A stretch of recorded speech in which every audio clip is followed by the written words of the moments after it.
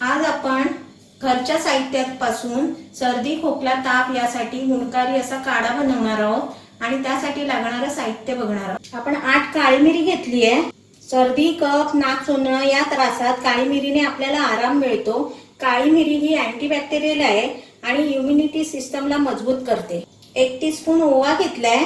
या ओव्यामध्ये पाचक गुणधर्म आहेत। सर्दी, खोकला, कफ कमी करण्यासाठी याचा उपयोग होतो। लवंग घेतले, लवंग मध्ये अँटीऑक्सिडंट आणि अँटीफंगल आहे। सर्दी खोकल्यावर हे फायदेशीर ठरतं। एक छोटा तुकडा दालचिनीचा घेतलाय। दालचिनीमध्ये प्रोटीन, फॉस्फरस, सोडियम आणि पोटॅशियम ही जीवनसत्व आहेत। सर्दी, खोकला, घशाला सूज याने कमी होते। 2 वेलची घेतली आहे। वेलची ही अँटीबॅक्टेरियल आहे। ही खोकला, सर्दी, छातीत होणारा कफ दूर करण्यासाठी मदत करते आणि या वेलचीमध्ये आयर्न, व्हिटॅमिन सी हे जीवनसत्व आहेत। 1 चमचा आळशी घेतली आहे, 1 टीस्पून। आळशीच्या बियांमध्ये अँटीव्हायरल, अँटीबॅक्टेरियल आणि अँटीफंगल गुण असतात। यामध्ये ओमेगा 3 फॅटी असते आणि त्यामुळे आळशीचं सेवन करणं कफ सारख्या समस्येवर लवकर सुटका मिळते। प्रतिकार शक्ती वाढवण्यासाठी सुद्धा आळशीचं सेवन करायला चांगले आहे। थोडासा गुळ घेतलाय चवीपुरता। गुळामध्ये आयर्न, कॉपर, कॅल्शियम याचे प्रमाण खूप चांगले आहे। पोटॅशियम, फॉस्फरस हे सुद्धा आहेत। गुळ खाल्ल्याने पेशीचे आरोग्य चांगले राहते आणि रोगप्रतिकार शक्ती वाढते। सर्दी आणि खोकला, घसादुखी याच्यावर याचा चांगला उपयोग होतो। 5-6 तुळशीची पानं घेतली आहेत। सर्दी, खोकला, ताप याच्यासाठी खूप उपयुक्त आहे ही आणि रोगप्रतिकार शक्ती वाढवण्यासाठी सुद्धा तुळशीचा उपयोग होतो। 1 इंच आल्याचा तुकडा घेतलाय। सर्दी, जुनाट खोकला, कफ, दमा यावर गुणकारी आहे हा। 2 ग्लास पाणी घेणार आहे। गॅसवर पातेलं ठेवलंय आणि आता मी आळशी घालून घेते। ह्याला फ्लॅक्सीड सुद्धा म्हणतात। 1 टीस्पून आहे आणि हे थोडंसं आपण भाजून घ्यायचंय।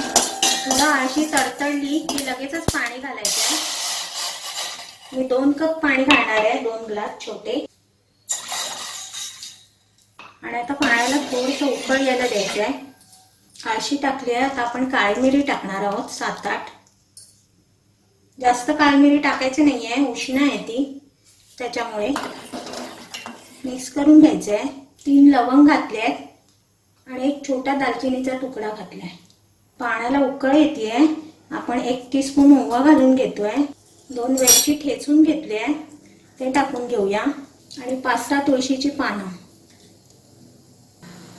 आणि 1 इंच आल्याचा तुकडा आपण किसून घालणार आहोत।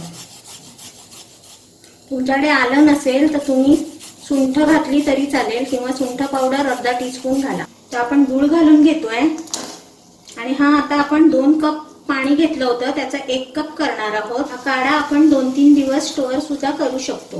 आपला काढा तयार आहे। हा बघा, आपण 2 कप पाणी घेतलं होतं त्याचा 1 कप तयार केलाय। तुम्ही 1 मोठा ग्लास घेतला तर अर्धा ग्लास करायचं आहे पाणी। आता हे आपलं तयार आहे।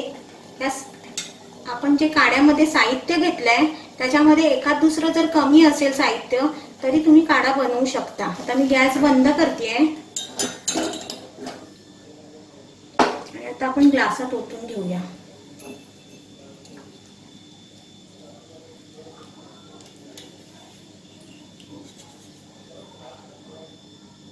आपला काढा तयार आहे। हा तुम्ही लहान मुलांसाठी 1-1 चमचा 2 वेळा किंवा 3 वेळा देऊ शकता आणि मोठ्यांनी घ्यायचा असेल तर सकाळी हा पूर्ण काढा घ्यायचा आहे गरम गरम चहा सारखा किंवा रात्री झोपताना घ्यायचा आहे। दिवसातून 1 वेळा घ्यायचा आहे।